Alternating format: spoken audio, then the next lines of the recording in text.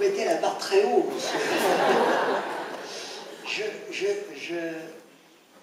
Je veux bien vous répondre, mais il y a de fortes chances pour que je dise des conneries. Parce que si je pouvais répondre à cette question, vous vous rendez compte? Ça transparaît dans voilà. le film. Non, alors j'ai envie de parler avec vous encore comme si je parlais avec un copain un soir après avoir pris une cuite. Vous voyez ce que je veux dire? Quand on est bourré, on peut dire n'importe quoi, et là je veux bien prendre le risque. Mon intime conviction, vous savez, après, bon, j'ai 72 ans, donc les statistiques ne sont pas en ma faveur. Forcément, je suis dans la dernière ligne droite et j'aborde le sprint. Donc, je ne sais pas combien de temps je vais pouvoir encore jouer à ce jeu merveilleux et je ne sais pas quand l'arbitre va siffler la fin de la partie. Et tant que je peux jouer, je joue. Il y a une chose qui est très drôle, je ne sais pas si vous avez remarqué par rapport à la mort, mais on accorde toujours beaucoup d'importance aux dernières paroles de quelqu'un, même si ça a été un connard toute sa vie. Vous voyez, on dit, il a dit ça. Et puis d'un seul coup, on exauce ces dernières paroles.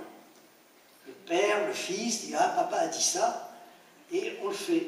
Et d'un seul coup, comme si au moment de la mort, on disait enfin des choses intelligentes. Et peut-être que c'est ça. Peut-être qu'au moment du départ, dans les dernières paroles, on a l'esprit de synthèse et on arrive à dégager l'essentiel. Bon, alors je ne sais pas quelles seront mes dernières paroles. Et je ne sais pas si je pourrais les dire et si j'aurais la possibilité de les dire. Je ne sais pas. Mais j'ai envie de croire qu'au tout dernier moment, on a un moment de lucidité qui fait que ces dernières paroles sont importantes. Après une existence passée, si on n'a pas une petite idée sur la vie, c'est triste. Ça veut dire qu'on n'a pas dégusté. Donc, moi, pendant des années, j'ai vécu et maintenant, je déguste. Je déguste la vie. Vous voyez, parce que à partir d'un certain âge, on fait des choses et on a le sentiment de les faire pour la dernière fois. Donc, on les déguste. Vous avez bien connu Jacques Brel. Ça a été un de mes grands amis. Vraiment, un des hommes que j'ai le plus admiré. Et j'ai connu Jacques quand il était très malade. Et un jour, il vient me voir au bureau. Je lui dis, qu'est-ce que tu veux boire? Il me dit, une bière. Je lui dis, bah, écoute, j'appelle mon truc, je dis, montez-nous 2 bières. Et puis, j'ai vu Jacques boire ma bière. Il fermait les yeux, il délectait, il dégustait cette bière. Et moi, j'avais la même, je buvais. Je dis, mais qu'est-ce qu'elle a, sa bière? Je dis, mais qu'est-ce qu'elle a, ta bière? Il me dit, c'est peut-être la dernière que je bois. Et donc, après, on a discuté, et il m'a dit, tu ne peux pas savoir, je déguste la vie. Parce que je sais que tout ce que je fais, c'est peut-être pour la dernière fois. Donc, la mort, franchement, je n'ai pas peur de la mort. Je vous le dis, et j'espère qu'elle ne va pas me le prendre comme un défi et puis me foudroyer dans 5 minutes. Je pense qu'elle a plus d'imagination que la vie, et donc, oui, je ne crois pas à la mort telle qu'on nous la présente. Je pense que le meilleur de ce que j'ai fait sera conservé d'une façon ou d'une autre. Je ne sais pas comment.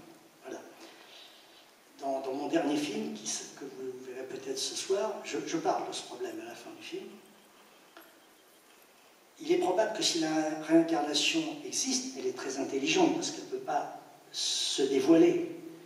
C'est vrai que si demain matin, je me réincarnais avec le même physique, on dira, voilà, non, c'est beaucoup plus subtil. Vous voyez ce que je veux dire? Je pense que la transmission se fait d'une façon diabolique pour que le secret soit conservé. Il y a un très très grand secret qui est le secret de la vie. Je prends toujours des exemples pour essayer de comprendre, mais je vous emmène au cinéma.